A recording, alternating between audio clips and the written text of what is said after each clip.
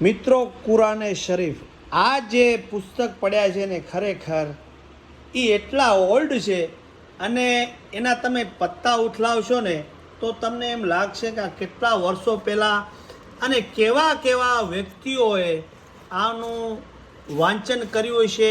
ઘરમાં પૂજા અર્ચના. પ્રવીણભાઈ, આ ગુજરાતી અને કઈ કઈ ભાષાઓમાં હોય એવું લાગે છે? ઉર્દુમાં. હા હા, આ જે છે એ ઓલ્ડ છે એ ઉર્દુ છે. હા એ પછી બતાવો. આ ગુજરાતી છે. બરાબર. જે ઉર્દુ જેને કોઈને ન ફાવતું હોય તો આ ગુજરાતીમાં પણ એનું વાંચન કરી શકે છે. અને આ 70 થી 80 વર્ષ જૂનું છે અને આ 150 વર્ષ જૂનું છે. અચ્છા, પછી આ બતાવી બીજા ભાગમાં બતાવી. હા, પછી આના જે 15 ના બે વિભાગ આવે છે. બરાબર. આ બે, આમાં 15 અને આમાં 15.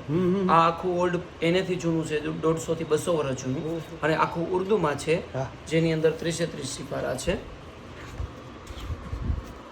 અચ્છા, આ ફોટો તો આમાં ઘણી વખત આપણે ક્યાંક જોવા મળે છે.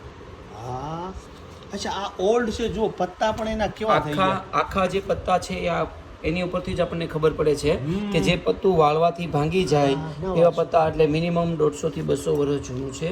અને આખું ઉર્દુમાં લખાણ છે. અચ્છા, આનું આપણે વેચાણ નથી કરતા.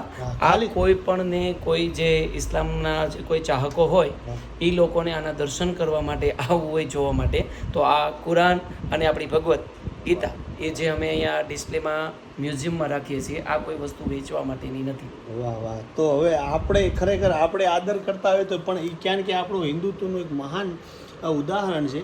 કેમ કે અલ્લાહ ઈશ્વર તો એમ એક જ છે. તો આ અમે એક ભાઈએ સંભાળણી પૂરતા રાખ્યા છે. આને વેચવું નથી, તો એની પણ નોંધ લેવી. ઓકે.